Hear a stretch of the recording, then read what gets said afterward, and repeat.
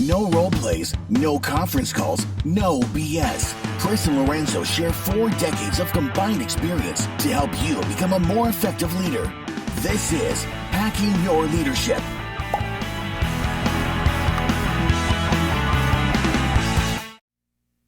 Welcome to Hacking Your Leadership. I'm Chris. And I'm Lorenzo. And welcome to this week's Thoughtful Thursday. Don't forget to follow us on YouTube at Hacking Your Leadership and leave us a review on iTunes. On this Thoughtful Thursday, I want to talk about kind of a follow-up to our Monday episode on, we talked about the 4 stages of psychological safety, and we got some really good feedback and comments from our listeners on how much they liked that episode. It was a little longer than normal, but there was just so much good content in there. So if you haven't listened to that yet, go back and listen to it, and you'll have a little bit more context for this episode. I want to talk about how not everybody in the room can be expected to play every single role. If you're having a psychologically safe group, like I'll give you an example. I know that if I'm put in a room and someone says solve this problem, I'll look at it like I don't know where to begin. But if I come into a room that is where people have been contributing ideas for a period of an hour or two, and they have certain things up there on the whiteboard and they're looking through certain things, I can come into that room and look at it and kind of pick things apart and kind of optimize them and figure out what parts of it will work, what parts of it won't work, almost like from a user experience perspective, as opposed to starting from scratch.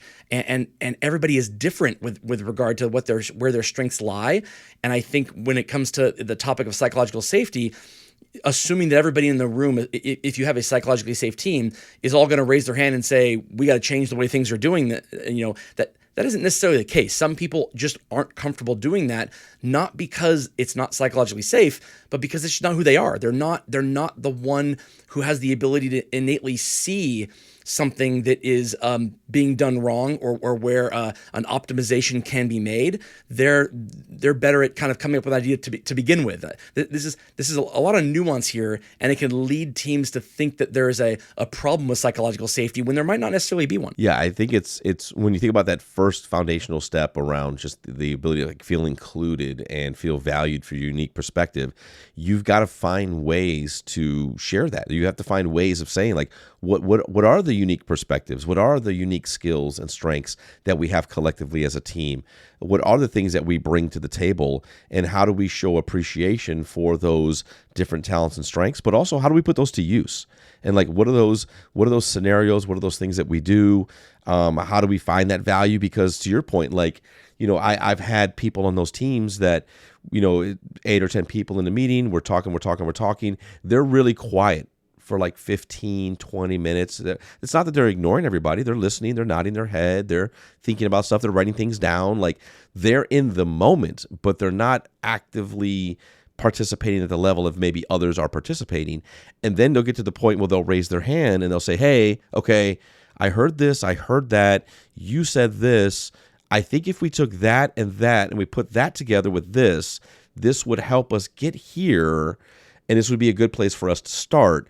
Like, that skill is such an important skill. But if you looked at it and said, no, I want everybody in here. So you have to share right now. You have to give an idea. Like, there might be a time for that. And maybe there's those moments when you don't have any element of inclusive nature where you have to force the ability for everybody to have a voice in the room. But that's definitely not the most productive way. And it doesn't allow there to be that element of individuality when it comes to like how people process, how they think, and where they add the value. And so I always think about that being a thing you have to consider when you're really building that foundational element, is what are the small practices or things that you can do to bring this to life for a team and celebrate the fact that everybody brings something different, and then appreciate each other for those contributions that they're making to help the idea or the strategy become better. Right. If you are expecting a contribution from every person, almost like you're trying to validate that there is psychological safety, or you're trying to validate that everybody has that opportunity to have a voice by forcing that voice to happen, you'll end up with 2 things. One, you'll have people who don't feel psychologically safe because they're being put on the spot to contribute something, maybe when they don't have the knowledge, skills, or ability to contribute something to this. Maybe they still are taking things in, or they don't feel like they have the right to speak up, not because it's not a psychologically safe environment, but because they haven't earned the right to speak up on this particular topic for whatever the subject matter is. Or you'll end up with people who are constantly speaking up because they know that's the expectation, and they're gonna throw out ideas and make contributions that don't move anything forward. They're gonna be meaningless or irrelevant or hurtful because the expectation is such that everybody contributes, and I have nothing meaningful to contribute, but I got to come up with something. So let's let's throw something out there and see what happens. That's not a good thing. That's just trying to validate your own leadership in making sure that you know that, hey, everybody in the room was able to speak up because I forced them to speak up. That's not a good thing. What I want to ask you, Lorenzo, is when is a time when you have felt this in a room, when you have kind of seen that this is a need to happen, and it may have gone maybe against what your thoughts were of how psychologically safe the room was. And you had to kind of really dig in to figure out, well, is there a lack of psychological safety here, or are people just playing their role? So I want to ask you that, but first I want to give it to word for one of our sponsors. All right, Lorenzo, when have you been in this kind of situation where you're kind of different people have been in the room and it isn't necessarily an indicator that there's a lack of psychological safety? There was an activity that I did with a team, and I think that the team, I felt at the time very highly motivated. A lot of dialogue, a lot of strategy building. But again, that's from my biased perspective of being the person who has a lot of high energy and likes to move things forward. So like, I felt at the time I was a part of a team that was doing really good work. What I learned after this activity was that, as a matter of fact, we're not all, and we weren't really clear on who we were and how we added value. We weren't creating space where the ideas or the strategies could be the best that they could be, because certain leaders of the team had an energy and a push to just drive things through versus really being tactical and having a clear expectation for everybody in the room. And so the activity was talking about innovation and the roles that people play in the innovation process. And there were really 4 roles to that. The first one we learned about was generators. And generators find new problems and ideate based on their own direct experience.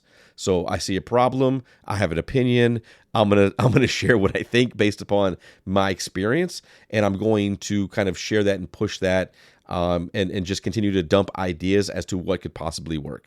Then there's the conceptualizers, and they define the problem and prefer to understand it through abstract analysis rather than direct experience. So they like to really take it in.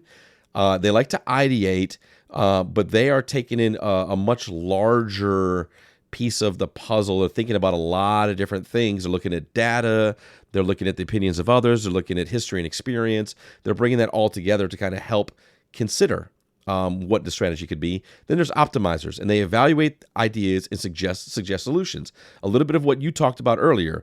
They prefer to systematically examine all possible alternatives in order to implement the best solution among the known options. So like, cool, show me what you got. Let me take a look at it. Let me maybe reorganize it. And what are the best ways we can move this thing forward? And then the implementers. They're the ones who put solutions to work. So they are typically enthusiastic. Sometimes they're impatient.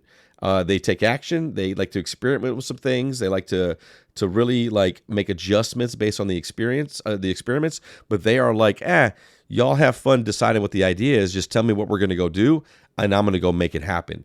And we did this as a team, and what it really showed was like, wow, we have these different individuals that do these things really, really well.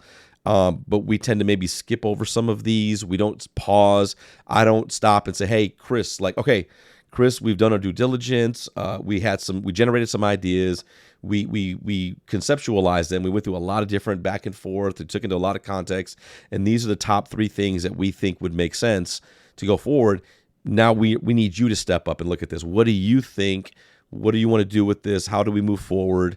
And then thank you, because basically what we're asking you to do is like poke holes in all these strategies, rearrange them, push back and adjust. And I think that this is a really good example of an activity that allowed us to see each other through the value that we bring in the diverse way in which we have skills, and that we look at how we build strategies together.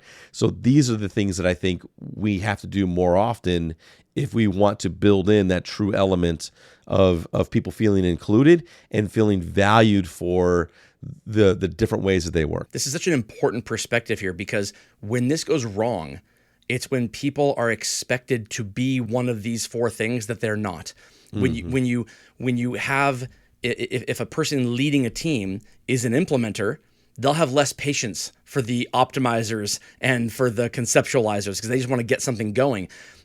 They need to understand that this is a process that has to go through.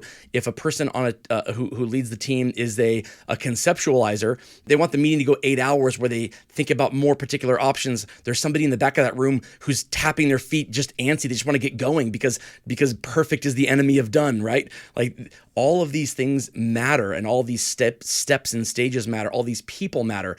And if you want to do things the correct way, you need to at least start by acknowledging where your team is, how many of each of these types of people you have on your teams, and allow them to be who they are without expecting them to play in the other spaces. And there could be some overlap here. There are something like I when I'm looking at these types of, the 4 innovation styles, I am mostly an optimizer, but I have some conceptualization also in it. It's harder for me to play in the generator space or the implementer space unless I know it's already done. Like I'll implement something if it's just presented to me as a fully baked pie.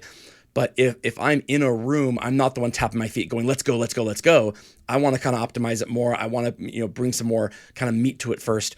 But if you put me in the room at the beginning of the conversation, again, like I said at the beginning, a lot more difficult to just start from scratch. I want to kind of come into the conversation that's already there. And this is really eye-opening from a perspective of that if you're a leader, you'll have each of these people on your team. Know who they are, and don't expect them to play in spaces that are less comfortable to them, or you're going to get results that are less than optimized results because you're expecting a conceptualizer to implement something that's not fully baked, or an implementer to sit there and have patience while a project starts from the beginning. Maybe they're not even needed for the first 3 meetings, right? Like these are all the different things you have to take into account as a leader. Absolutely. And with that, it brings us to the end of this episode. This is Hacking Your Leadership. I'm Lorenzo. And I'm Chris. And have a great day.